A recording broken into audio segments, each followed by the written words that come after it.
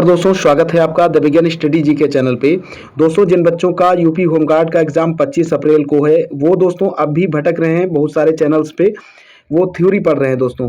तो आपके लिए अब सबसे इम्पॉर्टेंट दोस्तों, बहुत ज़्यादा डीप में ना जा करके जो भी अभी तक आपने पढ़ा है तो उसकी प्रैक्टिस करें दोस्तों, प्रैक्टिस सेट सॉल्व करें। और दोस्तों जो भी प्रीवियस ईयर एग्जाम्स में क्वेश्चन पूछे गए हैं उन सभी सेलेक्टेड क्वेश्चंस को देखें और पढ़ के जाएँ अच्छे से, जिससे आप वहाँ पे दोस्तों उन क्वेश्चंस को सॉल्व कर सकें और अपना सिलेक्शन श्योर कर सकें।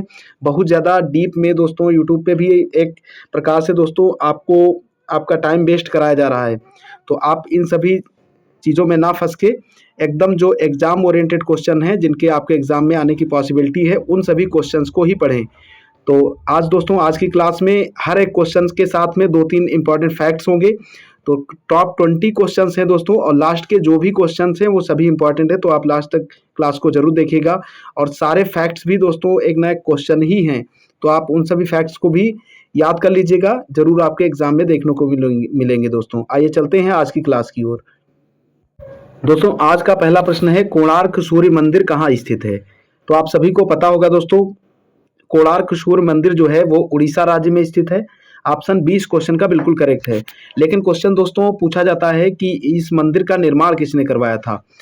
तो क्वेश्चन ये पूछा जाता है, तो इसको आप याद रखिएगा, इसका निर्माण नरसिम्हदेव फर्स्ट ने करवाया था और ये कई बार पूछा जा चुका है। सेकंड क्वेश्चन दोस्तों इससे जुड़ा हुआ आपसे पूछा जा सकता है। इस तरीके से आपको पढ़ना है दोस्तों कि एक क्वेश्चन से जुड़े हुए जो फैक्ट्स हैं वो भी आपको पढ़ लेने हैं, जिससे किसी भी प्रकार का यदि घुमा फिरा के पेपर आता है तो आप आसानी से वहाँ कर सकें। जैसे ब्लैक पैगोडा किसे कहा जाता है? तो कोणार्क के सूर्य मंदिर को ही कहा जाता है, तो ये भी आपको याद रखना है। इसके अलावा दोस्तों ये रथ के आकार का है और 24 पहिए हैं दोस्तों इसमें, तो ये भी आपको याद रखना। और 13वीं शताब्दी में इसका निर्माण हुआ था। आगे बढ़ते हैं अगले क्वेश्चन की ओर। भारत का नेपोलियन किसे कहा जाता है? तो भारत का नेपोलियन दोस्तों किसे कहा जाता है? समुद्रगुप्त को कहा जाता है। लेकिन इसके अलावा दोस्तों पूछा जाता है कि भारत का नेपोलियन इसको कहा किसने था? तो ये उपाधि दोस्तों जो B.A. स्मिथ थे, B.A. स्मिथ ने इसको दी थी, जो समुद्रगुप्त था। और प्रयाग प्रशस्ति जो लेख है दोस्तों उसको किसने लिखा था? हरिशेन ने, जो कि इसका दरबारी कवि था, ये भी आपको याद रखना है। और दोस्तों जो समुद्रगुप्त था ये कौन सा वाद्य यंत्र बजाता था? तो वीणा वाद्य यंत्र बजाता था, वीणा बजाने में दोस्तों निपुण था, तो ये भी साथ में आप याद कर लीजिएगा। ये क्वेश्चन भी पूछा गया है। मौलिक कर्तव्य किस संशोधन से जोड़े गए हैं दोस्तों? तो जो मौलिक कर्तव्य हैं दोस्तों वो 42वें संविधान संशोधन के द्वारा जोड़े जाते हैं। ऑप्शन 20 क्वेश्चन का बिल्कुल करेक्ट हो जाएगा। और दोस्तों ये जो 42वां संविधान संशोधन है इसको मिनी कॉन्स्टिट्यूशन के नाम से भी जाना जाता है, लघु संविधान के नाम से भी इसे जाना जाता है, ये भी पूछा गया है। और ये दोस्तों जो 42वां संविधान संशोधन था, यदि आपसे पूछा जाए ये कब लागू हुआ था, तो 1976 में लागू हुआ था। और कितने मौलिक कर्तव्य थे हैं दोस्तों? 11 मौलिक कर्तव्य हैं। और मौलिक कर्तव्यों को दोस्तों रूस से लिया गया है, रूस के संविधान से, तो ये भी आपको याद रखना है। और जो मौलिक अधिकार हैं दोस्तों उनको अमेरिका से लिया गया है, अमेरिका के संविधान से, यूएसए के, तो ये भी आप याद रखिएगा। अगला प्रश्न है आपके सामने, दास कैपिटल के लेखक कौन हैं? दास कैपिटल दोस्तों जो पुस्तक है उसके लेखक कौन हैं? तो इसके लेखक दोस्तों हैं कार्ल मार्क्स। ऑप्शन बी बिल्कुल करेक्ट हो जाएगा इसका। और इसका प्रकाशन 1867 में हुआ था। दोस्तों लेबर थ्योरी ऑफ वैल्यू पर आधारित है, लेबर थ्योरी ऑफ वैल्यू, ये भी आपको याद रखना है। और ये दोस्तों जो ग्रंथ है ये साम्यवादियों का प्रमुख ग्रंथ है, तो इसको भी आप याद रखिएगा। अगला प्रश्न है दोस्तों, भारत की सबसे बड़ी खारे पानी की झील कौन सी है?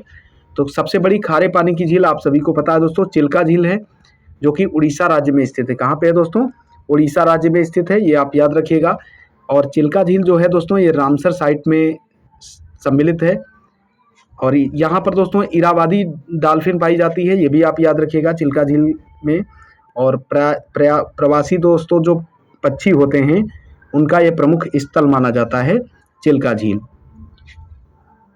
ऑपरेशन फ्लड किससे संबंधित है? ये क्वेश्चन बहुत बार पूछा गया है, तो इसको आप याद रखिएगा, दुग्ध उत्पादन से संबंधित है। ऑप्शन बी इस क्वेश्चन का बिल्कुल करेक्ट हो जाएगा।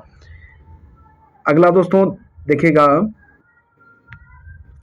ऑपरेशन फ्लड दोस्तों किससे संबंधित है? हरित क्रांति, दुग्ध उत्पादन, मत्स्य पालन, जल संरक्षण, तो ये दुग्ध उत्पादन से संबंधित है। और दोस्तों जो श्वेत क्रांति है उसके जनक यदि पूछे जाए तो डॉक्टर वर्गीज कुरियन को कहा जाता है व्हाइट रिवॉल्यूशन के जनक।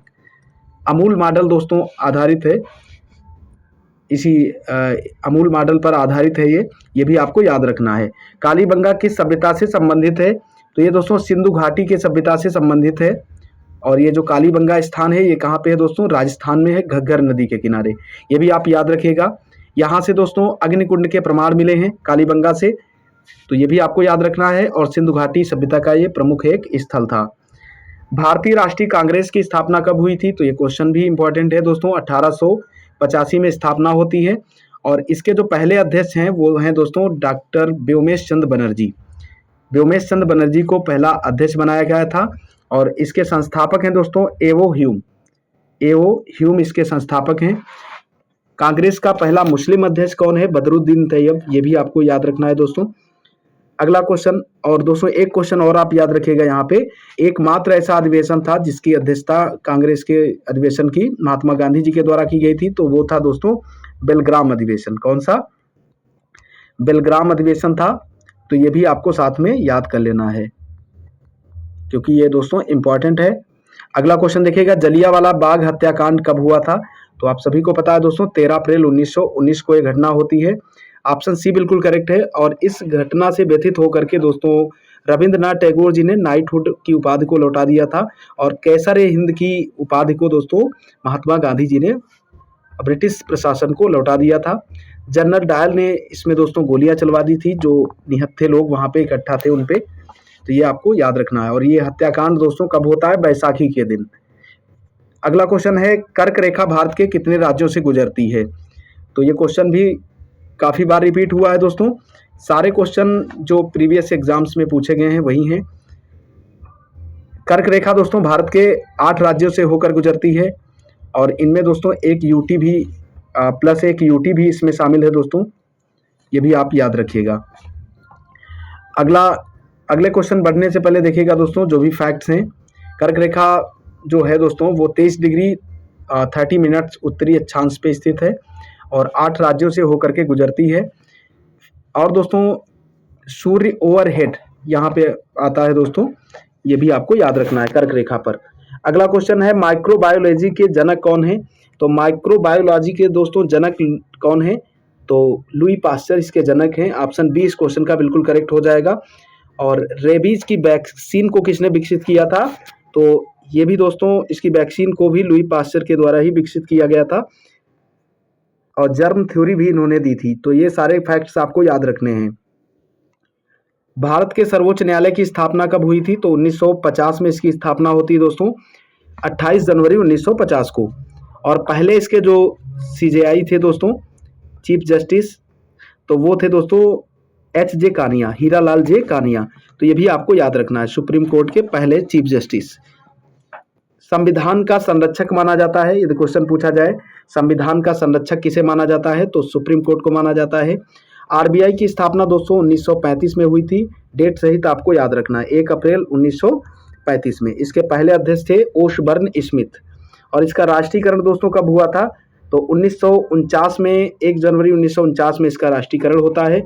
इसका मुख्यालय दोस्तों मुंबई है और इसके पहले भारतीय अध्यक्ष बने थे दोस्तों सी.डी. देशमुख।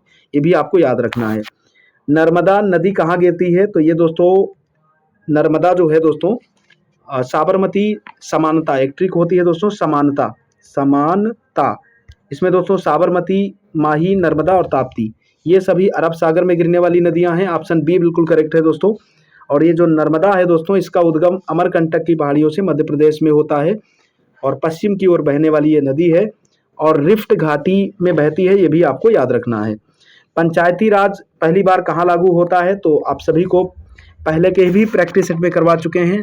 राजस्थान का जो नागौर जिला है वहाँ से इसकी शुरुआत हुई थी और पंचायती राज व्यवस्था का जनक दोस्तों बलवंत राय मेहता जी को माना जाता है। 1959 में पंचायती व्यवस्था सबसे पहले शुरू हुई थी। 73वां संविधान संशोधन दोस्तों पंचायतों से जुड़ा हुआ है, तो ये भी आपको याद रखना है। अगला क्वेश्चन देखिएगा, इसरो का मुख्यालय कहाँ है? तो आप सभी को पता है दोस्तों इसरो का जो मुख्यालय है वो बेंगलुरु में है। ऑप्शन डी बिल्कुल करेक्ट है। इसकी स्थापना दोस्तों 1969 में होती है। ये भी आपको याद रखना है। अंतरिक्ष कार्यक्रम का जनक किसे माना जाता है? तो विक्रम साराभाई को माना जाता है, जो कि संस्थापक हैं इसरो के। अगला प्रश्न है दोस्तों, माउंट एवरेस्ट पर चढ़ने वाली पहली महिला कौन थी? तो माउंट एवरेस्ट पर चढ़ने वाली पहली महिला है दोस्तों बछेंद्री पाल। ऑप्शन ए इस क्वेश्चन का बिल्कुल करेक्ट हो जाएगा। अगला क्वेश्चन देखिएगा, अगले क्वेश्चन बढ़ने से पहले देखिएगा दोस्तों, 1975 में जो इसके अलावा दोस्तों दूसरी महिला यदि पूछा जाए तो जिनको ताबेई हैं और भारत की पहली सॉरी दोस्तों, वर्ल्ड की पहली पूछा जाए तो जिनको ताबेई हैं और भारत की पहली महिला हैं बछेंद्री पाल। तो ये आप याद रखिएगा, भारत की बछेंद्री पाल हैं, बल्कि विश्व की यदि पूछा जाता है तो जिनको ताबेई हैं। अगला क्वेश्चन देखिएगा, गुप्त वंश का स्वर्ण काल किसे कहा जाता है? तो ये दोस्तों किसको कहा जाता है? चंद्रगुप्त द्वितीय के कार्यकाल को कहा जाता है। ऑप्शन सी बिल्कुल करेक्ट हो जाएगा। इसको दोस्तों विक्रमादित्य के नाम से और परम भागवत के नाम से भी जाना जाता है, तो ये भी साथ में आपको याद रखना है। विश्व का सबसे बड़ा महासागर कौन सा है? तो सिंपल क्वेश्चन है दोस्तों, प्रशांत महासागर विश्व का सबसे बड़ा महासागर है। और यदि क्वेश्चन आपसे पूछा जाए कि रिंग ऑफ फायर कहाँ स्थित है, तो प्रशांत महासागर में स्थित है। और मैरियाना ट्रेंच, सुंडा ट्रेंच दोस्तों हिंद महासागर में स्थित है और मैरियाना ट्रेंच प्रशांत महासागर में। जो भी क्वेश्चन दोस्तों नोट हैं और आपको बोल के बता रहे हैं वो सारे इंपॉर्टेंट क्वेश्चन हैं, आप इनको याद कर लीजिएगा। सार्क का मुख्यालय कहाँ है? तो सार्क का मुख्यालय दोस्तों कहाँ पे है? काठमांडू नेपाल में है। ऑप्शन बी बिल्कुल करेक्ट हो जाएगा। ऑप्शन सी में दिख रहा है ढाका। बिम्स्टेक का मुख्यालय दोस्तों ढाका में है, ये भी आपको याद रखना है। सार्क की स्थापना दोस्तों 1985 में होती है और 8 सदस्य इसमें सम्मिलित हैं, ये भी आपको याद रखना है। इसकी स्थापना दोस्तों दक्षिणी एशिया सहयोग हेतु की गई है। इसको दक्षिणी एशिया सहयोग हेतु संगठन के नाम से जानते हैं। अगला क्वेश्चन देखिएगा, दोस्तों अगला क्वेश्चन नहीं है, टॉप 20 क्वेश्चंस विद फैक्ट्स ही इसमें सम्मिलित किए गए थे।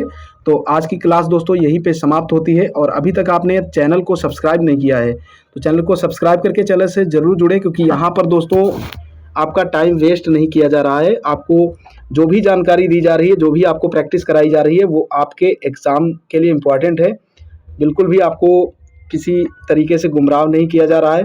तो आगे भी आपकी इसी तरीके से हम हेल्प करते रहें और जो भी आगामी एग्ज़ाम्स हैं उनमें अच्छे से प्रैक्टिस कराएं, जिससे आप सिलेक्शन ले सकें। तो इसके लिए आप चैनल से ज़रूर जुड़ें। तो मिलते हैं दोस्तों आपको कल अगली क्लास के साथ। तब तक के लिए जय हिंद, जय भारत, वंदे मातरम।